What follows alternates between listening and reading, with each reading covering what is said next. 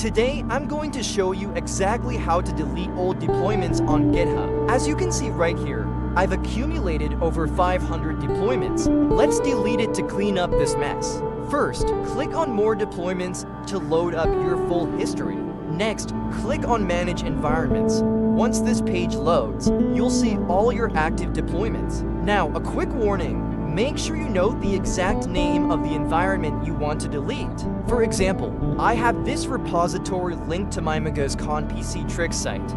I only want to delete the production environment on Vercel, not my main live website hosted on Cloudflare. Click Delete, and GitHub will ask you to verify via email.